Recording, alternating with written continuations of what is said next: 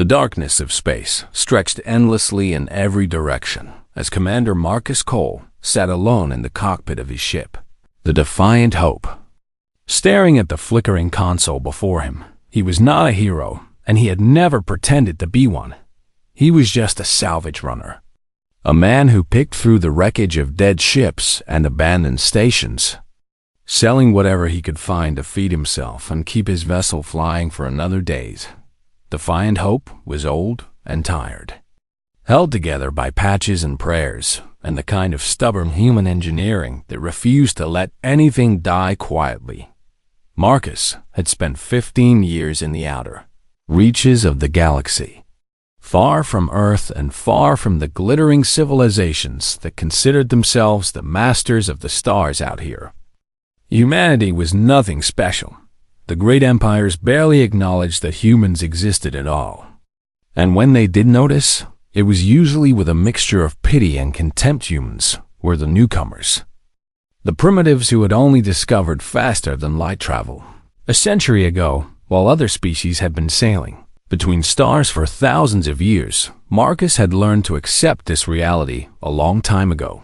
He kept his head down, did his work, and tried not to think too much about the way the universe had decided to rank its inhabitants. But tonight something changed. The distress beacon appeared on his sensors without warning. A faint pulse of light cutting through the static like a whisper in a storm. Marcus leaned forward and adjusted the scanner, his weathered hands moving across the controls with practiced ease. The signal was weak and growing weaker by the second, but the frequency was unmistakable. It belonged to the Kethvari Empire. Marcus felt his stomach tighten as he stared at the blinking light on his display.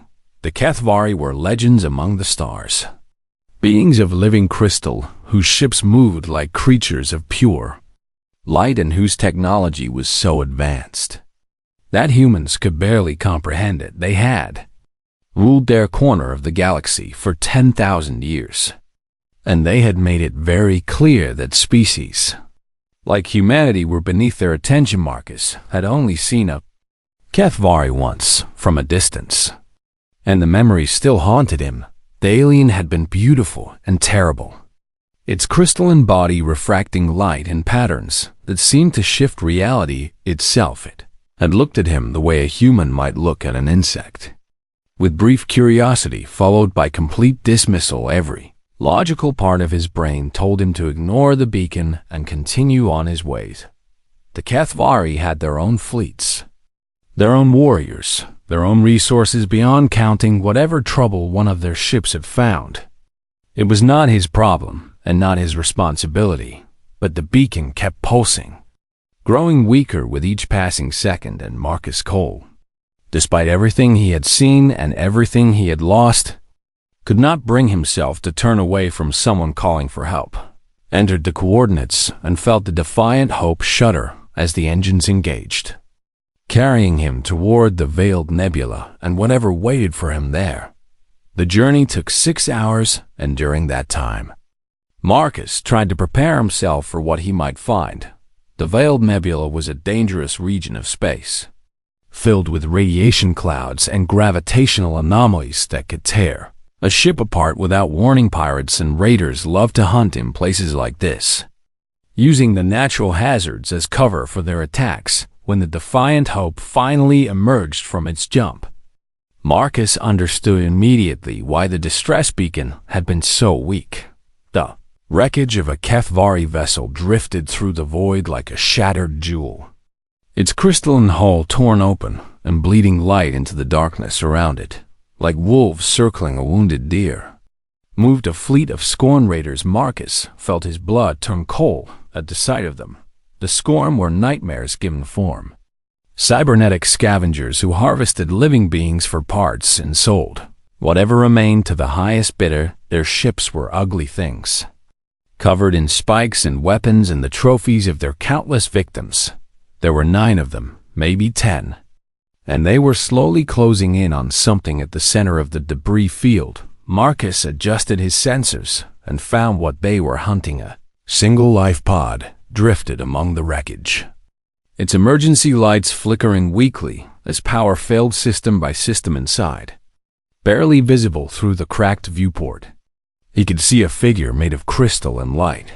It was a young HFY, female by the structure of her form, and she was clearly injured. Cracks ran across her crystalline skin, and her bioluminescent blood stained the interior of the pod, and patterns of fading blue around her, still locked in their death positions, were the bodies of HFY warriors who had given their lives trying to protect her. They had failed, and now she was alone, wounded, and surrounded by monsters who would do unspeakable things to her before finally letting her die. Marcus stared at the scene before him and felt something stir in his chest. Something he had thought died years ago on a colony world called New Haven. He had been there when the plague came, and watched helplessly as his wife and 2 children grew sick and called for help that never arrived. The HFY could have saved them, could have provided medicine and technology that would have cured the disease in hours. But humans were not worth saving, not worth noticing, not worth anything at all. Marcus had buried his family with his own hands and sworn that he would never forget the way the universe had abandoned them, and now here he was, looking at a HFY in desperate need of help, and every bitter memory told him to turn away and let her face the same fate his family had faced. But Marcus Cole was not the kind of man who could let someone die just because her people had let his family die. He was human, and humans did not abandon people in need, even people who had abandoned them. His hands moved across the console and brought the weapon systems online. The Defiant Hope had 14 torpedoes, a laser cannon that was older than Marcus himself, and shields that would fail after the first serious hit. The Scorn had 9 ships, each one armed with enough firepower to reduce his vessel to atoms in seconds. The math was simple, and the math said he was going to die. Marcus smiled grimly and opened a channel to the Scorn fleet. "This is Commander Marcus Cole of the salvage vessel Defiant Hope," he said, his voice calm and steady despite the fear pounding in his chest. "Step away from the life pod and leave this system immediately, or I will open fire." The Scorn commander responded with laughter that crackled through the speakers like breaking glass. "A human," the alien said with obvious amusement. "A single human in a garbage ship threatens the Scorn Brotherhood. This is the funniest thing I have heard in years." Marcus took a deep breath and locked his targeting systems onto the nearest raider. "I'm not joking," he said quietly. "Leave now or die." The laughter stopped, and the Scorn commander's voice turned cold and cruel. "Kill him," it ordered. "Kill him slowly." The raiders turned toward the Defiant Hope, and Marcus Cole flew forward to meet them. 14 torpedoes against a fleet, 1 human against an army. Hope against despair. The battle for the HFY princess had begun. The first Scorn missile screamed toward the Defiant Hope, and Marcus threw his ship into a desperate spiral, feeling the hull groan in protest as he pushed the old engines beyond their limits. The missile passed, so close that he could see the glow of its warhead through the viewport before it detonated harmlessly in the void behind him. There was no time to celebrate because 3 more missiles were already on their way. Marcus had spent 15 years flying through the most dangerous regions of space, and he had learned one simple truth about survival: you did not need to be the strongest or the fastest or the best armed. You just needed to be willing to do things that sane people would never consider. He cut the main engines and fired the maneuvering thrusters, sending the Defiant Hope tumbling end over end in a pattern that no targeting computer could predict. The missiles tried to follow, but they were designed to track ships that flew in straight lines, not spinning wrecks that looked like they had already been destroyed. 2 of them collided with each other, and the third lost its lock and spiraled away into the nebula. The Scorn commander was no longer laughing. "What is wrong with you fools?" the alien screamed. through the communication channel that Marcus had left open. It is one human in a garbage ship. Destroy him now. Marcus used the confusion to fire his first torpedo, sending it not toward the enemy ships, but toward a dense cloud of debris from the destroyed HFY vessel. The explosion scattered chunks of crystalline metal in every direction, creating a storm of shrapnel that forced the Scorn Raiders to break formation and scattering that moment of chaos. Marcus dove toward the gap they had left and fired 3 more torpedoes at the nearest raider. The Scorn ship tried to evade, but it was too slow and too surprised. The torpedoes struck its engine section, and the vessel erupted in a ball of fire that lit up the darkness like a newborn star. 8 ships remaining. The Scorn responded with fury, pouring fire toward the Defiant Hope from every direction. Marcus flew like a madman, using the debris field as cover, ducking behind chunks of wreckage that absorbed the shots meant for him. His shields failed after the first direct hit, and alarms screamed throughout the cockpit as systems began to fail one after another. But Marcus kept flying, kept fighting, kept refusing to die. He had learned a long time ago that humans were not like other species in the galaxy. Other species evolved on worlds that were gentle and forgiving, places where survival was relatively easy and competition was limited. Humans had evolved on Earth, a planet that seemed determined to kill everything that lived on it. They had survived ice ages and supervolcanoes, plagues and predators, wars and famines that should have wiped them out 1,000 times over. And through all of it, they had developed one trait that no other species truly understood. They did not know how to give up. Marcus fired another torpedo and watched it destroy a second raider, then immediately threw his ship into a dive that took him within meters of an asteroid. The Scorn pursuing him were not so lucky, and 2 of them crashed into the rock, their ships exploding on impact. 5 ships remaining. The Scorn commander was screaming now, ordering his remaining vessels to fall back and regroup. But Marcus did not give them the chance.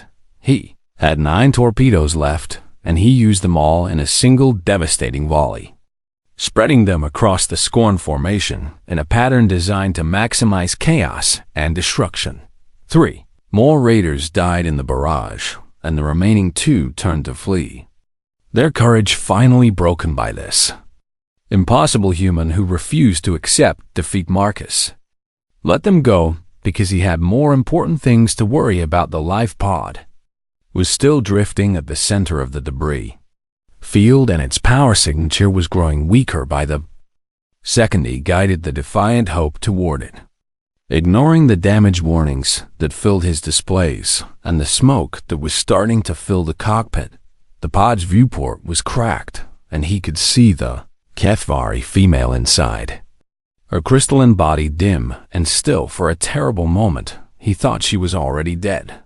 Then her eyes opened, 2 points of pale light in a face made of living crystal, and she stared at him with an expression he could not read. Marcus brought his ship alongside the pod and locked onto it with the cargo grapples, then began the slow process of reeling it into the Defiant Hope's hold.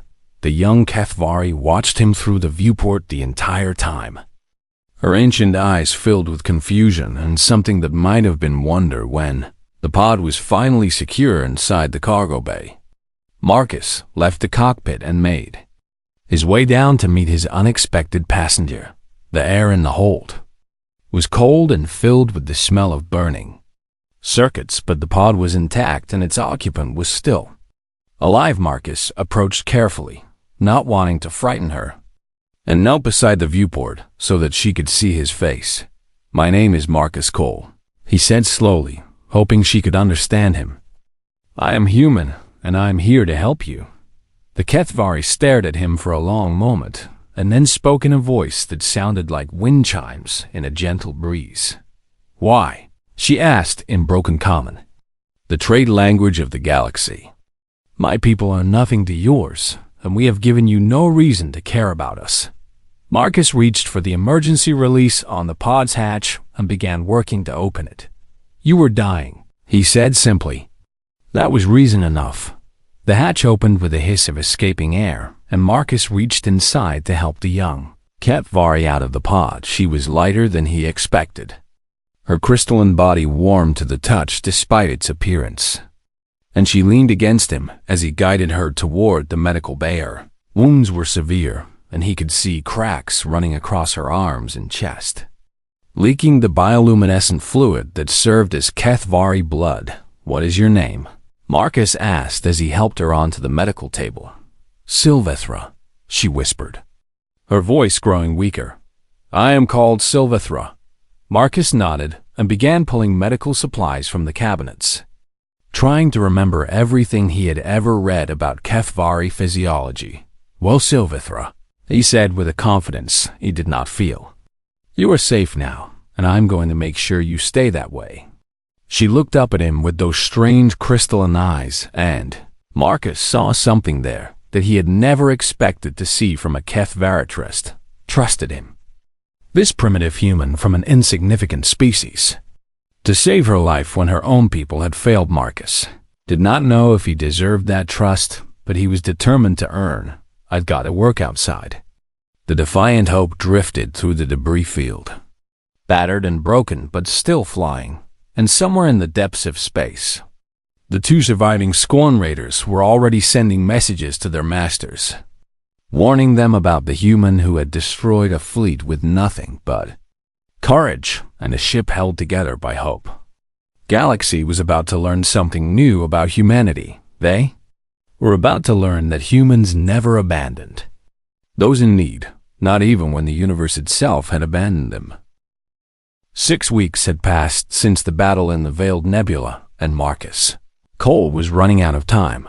The defiant hope was dying around him, its systems failing one after another despite his constant repairs. The communications array had been destroyed in the fight, and without it there was no way to call for help from anyone. The nearest human outpost was 3 star systems away, too far to reach with the fuel they had remaining. But there was another option, a HFY beacon hidden in a nearby system that could summon help from the Empire. The only problem was that no human had ever been allowed to approach such a beacon, and Marcus had no idea what would happen if he tried. Silvethra had been unconscious for most of the journey, her body fighting against the infections that had taken hold in her wounds. Marcus had done everything he could to help her, using the medical supplies on the ship and following the treatment guides in the database. But HFY physiology was completely different from human biology, and he was working mostly on guesswork and desperation. He had given her his food rations when his own supplies ran low, eating only enough to keep himself functioning while making sure she had everything she needed. He had stayed by her side through the long nights, talking to her even when she could not hear him, telling her stories about Earth and humanity and the life he had lived before the stars. He did not know why he cared so much about saving her. Her people had ignored humanity for decades and had let countless humans die when they could have easily helped by every measure of fairness. He should have felt nothing but resentment toward her and her kind. But Marcus had never been very good at holding grudges. He saw a young woman who was hurt and scared and far from home, and that was all that mattered to him on the 32nd day. The fever came. Marcus woke to find Silvethra burning with heat, her crystalline skin so hot that it hurt to touch her. Infection had spread despite his best efforts, and her body was shutting down, her light growing dimmer by the hour. The medical database told him what he needed to do, but the procedure it described was incredibly complex, a surgery that HFY physicians trained for decades to perform. Marcus had no training at all, just a set of instructions on a screen and a pair of steady hands that had never held a surgical tool in their lives. He looked at Silvethra lying on the table, a breathing shallow and weak, and he knew that if he did nothing she would die, and if he tried the surgery and failed, She would also die. There was no good choice. Only a choice between giving up and trying something. Impossible Marcus Cole had never been good at giving up. He gathered them tools he needed and began to work. The surgery took 12 hours of following instructions that barely made sense, of cutting into crystalline flesh that bled light instead of blood, of repairing damage that he could barely see, let alone understand. His hands cramped and his eyes burned, and several times he almost collapsed from exhaustion, but he kept going, kept working, kept refusing to let this young woman die on his table. When it was finally over, Marcus sat down on the floor of the medical bay and waited. He did not know if the surgery had worked. He did not know if he had saved her or killed her. All he could do was wait and hope that somehow, against all odds, he had done enough. 3 days later, Silvethra opened her eyes. Marcus was asleep in a chair beside her bed when she woke, his head resting on his arms and his face marked by the exhaustion of weeks without proper rest. She watched him for a long time, studying this strange alien who had given everything to save her. When he finally stirred and looked up at her, she spoke in a voice that was stronger than it had been in weeks. "You should not have been able to save me," she said quietly. "The procedure you performed requires years of specialized training, and our physiology is nothing like yours." Marcus rubbed his eyes and managed a tired smile. "I read the manual," he said. Simply. Silvethra stared at him as if he had just said something. "Impossible. You read the manual," she repeated slowly. "That is your answer for how you performed one of the most complex surgical procedures in Kethvari medicine." Marcus shrugged and stood up, stretching muscles that ached from too many hours in that chair. "It seemed like the thing to do," he said. "You were dying, and the instructions were right there. So I followed them." For a moment, Silvethra said nothing, her crystalline face unreadable. Then she did something that surprised Marcus more than anything else that had happened since he found Hirsch. She laughed. It was a beautiful sound, like crystal bells ringing in harmony, and it filled the medical bay with a warmth that seemed to chase away the cold of space. "What are you humans?" she asked when the laughter faded, her eyes shining with something that looked like wonder. "How can you be so strong and so stubborn and so completely insane all at the same time?" Marcus thought about the question for a moment before answering. "We come from a hard world," he said finally. "A world that tried to kill us every single day for millions of years. And we survived by refusing to accept that anything was impossible." He sat down on the edge of her bed and looked at her with eyes that held no anger and no resentment. "My people have not always been treated well by the galaxy," he continued. "We have been ignored and dismissed and left to die when we needed help. But we never let that change who we are." He reached out and took her crystalline hand in his own, feeling the warmth of her skin against his palm. "We help people because it is the right thing to do," he said softly. "Not because we expect anything in return. Not because they deserve it, but because that is what humans do." Silvethra looked down at their joined hands, and when she looked up again, there were tears of light streaming down her crystalline face. "My people were wrong about you," she whispered. "We looked at humans and saw only weakness, only primitives who had not yet learned their place in the universe." She squeezed his hand tightly, her grip surprisingly strong for someone who had been so close to death. "But you are not weak," she said firmly.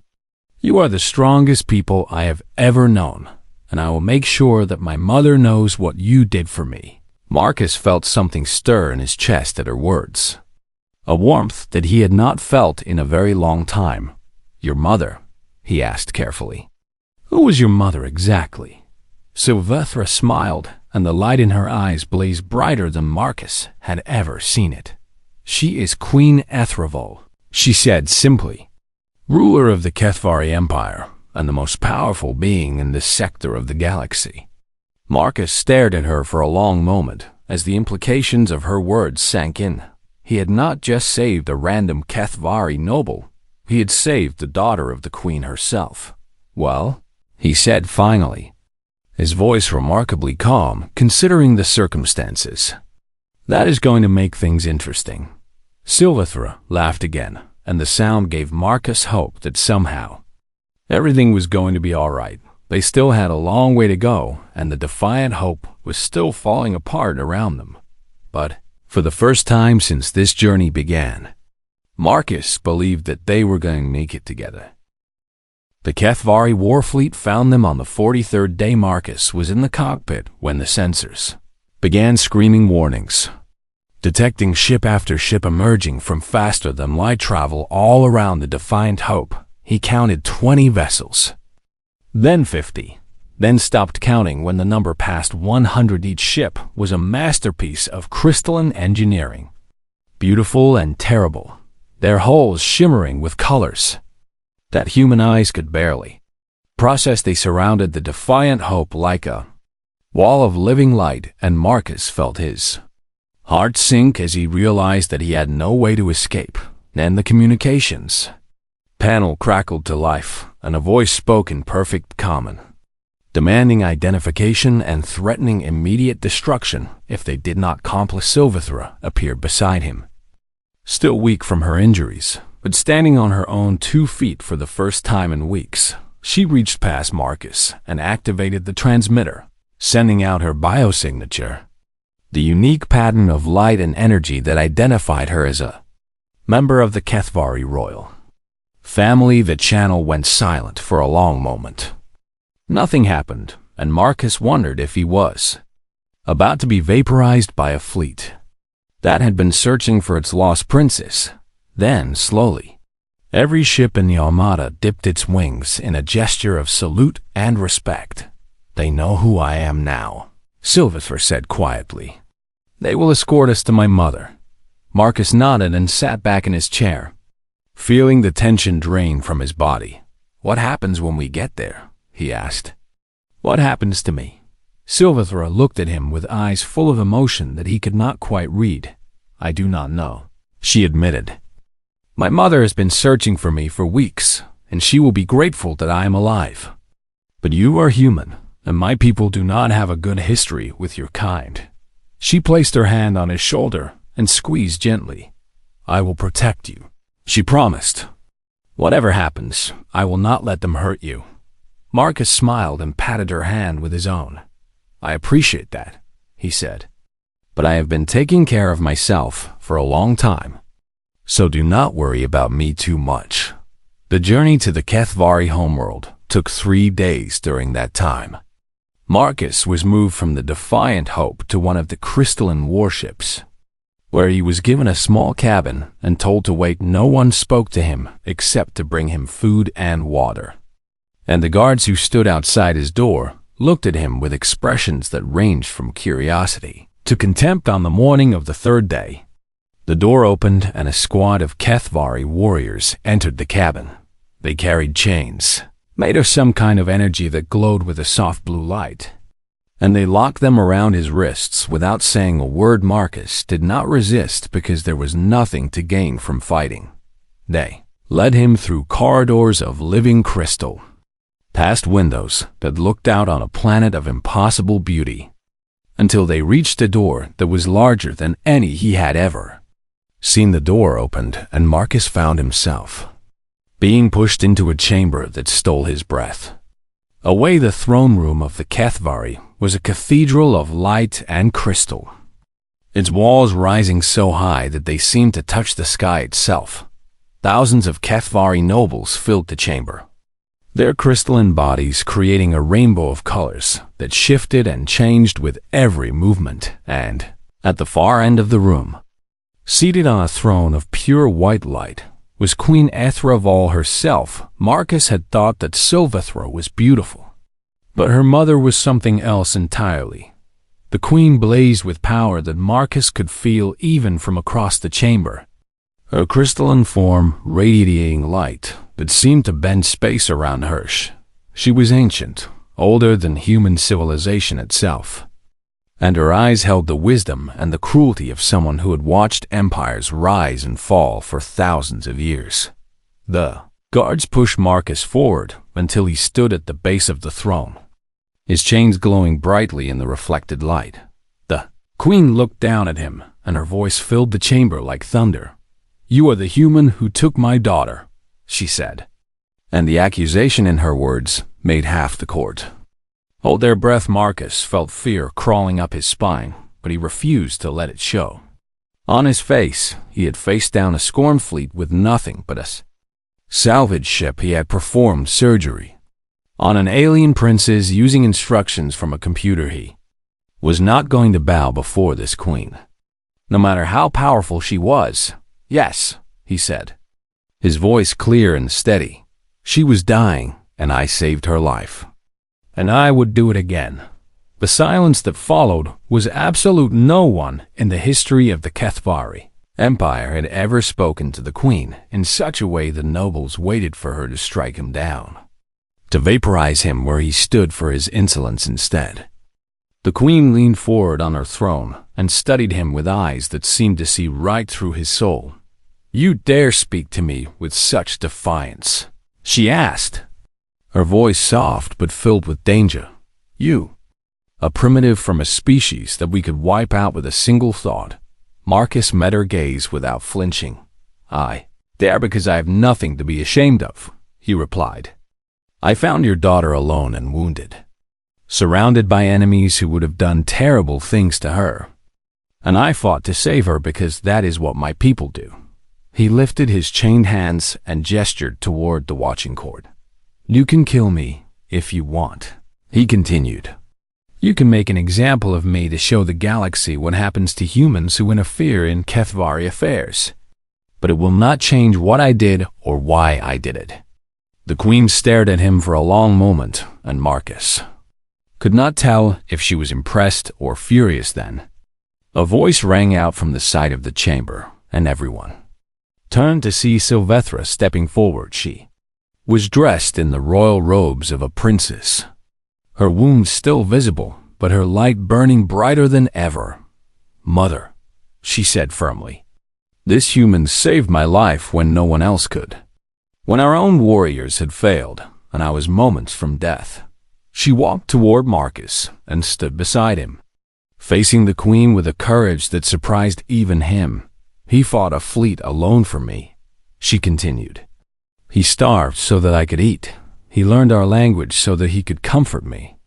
And he performed surgery that he had no right to survive to keep me alive." Her voice grew stronger with each word. "In 43 days, this human showed me more honor than most of this court has shown in 1,000 years, she declared.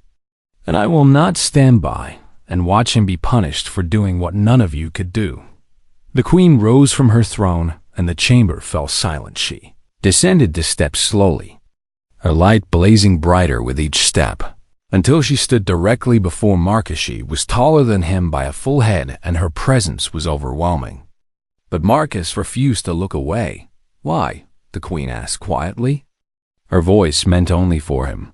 "My people have ignored yours for generations. We have dismissed you as insignificant and refused to help you when you needed us. Why would you risk everything for one of us?" Marcus thought about the question for a moment before answering. "Because where I come from," he said finally. "You do not need a reason to help someone. You just do it." The queen stared at him, and something shifted in her ancient eyes, something that looked almost like respect. Queen Ethreval stood before Marcus Cole in the silence of the throne room, her ancient eyes studying this strange human who had defied everything her people believed about his kind. For 3,000 years, she had ruled the HFY Empire with wisdom and strength. Watching civilizations rise and fall like waves upon the shore, she had believed that she understood the nature of power, that she knew what made species great, and what condemned them to insignificance. Humanity had seemed so small to her, so fragile and temporary, barely worth noticing in the grand sweep of galactic history. But now she looked at this man standing, in chains before her, and she saw something that made her question everything. She thought she knew. She saw courage without arrogance. She saw strength without cruelty. She saw a being who had been given every reason to hate her people and had chosen compassion. Instead, the queen turned to face the assembled court, and her voice rang out with a power that shook the crystal walls. "I have ruled for 3,000 years," she declared. "I have seen empires rise and fall, and I believed that I understood the nature of strength." She paused and looked back at Marcus, her expression unreadable. "I believed that strength was measured in ships and armies and the power to destroy," she continued. "I believed that the strongest species were those with the most advanced technology and the longest histories." She raised her hand, and with a gesture, the chains around Marcus's wrists dissolved into nothing. "I was wrong," the queen said, and the admission sent a ripple of shock through the watching nobles. She stepped closer to Marcus and placed her crystalline hand on his shoulder. "True strength," she declared, "is a man with nothing fighting for someone who gave him no reason to care. It is sacrifice without expectation and courage without reward." Her voice grew stronger, filling the chamber with conviction. "The Kethvari have watched humanity from afar and seen only your short lives and your fragile bodies and your primitive technology. We saw weakness." She turned to face the court, her light blazing like a star. "We were fools," she proclaimed. "We were arrogant fools who could not see the truth that stood before us." The nobles whispered among themselves, shocked by their queen's words. No Kethvari ruler had ever spoken of another species with such respect, especially not humans. But the queen was not finished. "This human crossed the void in a failing ship," she continued. "He fought impossible odds against enemies who should have destroyed him in seconds. He healed my daughter with nothing but knowledge and determination. And when he stood before me in chains facing certain death, he did not beg." Her voice dropped to a whisper that somehow carried to every corner of the chamber. "He said he would do it again." The queen turned back to Marcus and looked at him with eyes that had seen the birth of stars. "I have commanded fleets that darken skies," she said quietly. "I have destroyed civilizations that threaten my people. I have wielded power that would drive lesser beings mad." She shook her head slowly. "But I have never met anyone braver than you, human." She raised her hand, and the court fell absolutely silent. "From this day forward," the queen declared, "the Kethvari Empire extends its hand to humanity, not as subjects, not as inferiors, but as equals and allies." The announcement sent shockwaves through the chamber and through the galaxy beyond. For the first time in 10,000 years of Kethvari history, another species was being recognized as their equal, and it was happening because of one man who had refused to let a stranger die alone. The queen reached up to her own crown and removed a crystal from its center, a shard of pure light that had been passed down through her family for generations beyond counting. She held it out to Marcus, and he stared at it, not understanding what was happening. "This crystal has been worn by the rulers of my people since the dawn of our civilization," the queen explained. "It represents honor and sacrifice and the courage to do what is right regardless of the cost." She pressed the crystal into his hands, and its warmth spread through his fingers like liquid fire. "You will stand beside our throne, human," the queen said, her voice carrying the weight of absolute authority. "Not as a servant, not as a symbol, but as a reminder to my people of what true honor looks like." Marcus stared at the crystal in his hands, its light reflecting off his weathered face. "I am just a salvage runner," he said quietly. "I am nobody special. I just did what anyone would have done." Silvithra stepped forward and took his hand in hers, her crystalline fingers intertwining with his human ones. "That is exactly why you are special," she said with a smile that lit up her entire face. "You truly believe that anyone would have done what you did. But we both know that is not true." She looked at him with eyes full of emotion, that needed no translation. You were a salvage runner, she continued. But now you are the man who changed the stars. The court erupted in sound as the nobles began to process what they had witnessed. Some were angry. Some were confused, but many looked at Marcus with new eyes. Seeing humanity for the first time as something other than primitives to be ignored in the weeks that followed, everything changed. The HFY opened their archives to humanity, sharing knowledge and technology that would have taken humans centuries to develop on their own. They established embassies on human worlds and invited human diplomats to their homeworld. They stood beside Earth's fragile colonies as protectors and partners, honoring the debt they owed to one man who had asked for nothing in return. And in the throne room of the HFY Empire, a new seat was built beside the crystal spires. It was simpler than the others, made of materials that humans found comfortable, and it was occupied by a man who still could not quite believe that any of this was real. Marcus Cole sat in that seat and watched the galaxy transform around him. He had started as nobody, a salvage runner scraping by on the edges of civilization. He had ended up as a bridge between two peoples, a symbol of what could happen when someone chose compassion over hatred and courage over fear. But despite everything that had changed, Marcus never forgot who he was or where he came from. He never forgot the lessons that humanity had learned on Earth, the lessons of survival and perseverance and the refusal to give up no matter how dark things seemed. And he never forgot the most important lesson of all: you did not need a reason to help someone in need. You just had to be human. Silvera found him one evening sitting alone in the throne room, staring out at the stars through the crystal walls. She sat down beside him and took his hand without saying a word. "Are you happy?" she asked finally. "Is this the life you wanted?" Marcus thought about the question for a long time before answering. "I wanted to make a difference," he said slowly. "I wanted to matter, to do something that would outlast me." He looked at her and smiled, the same tired but genuine smile that she had first seen in the cargo bay of a dying ship.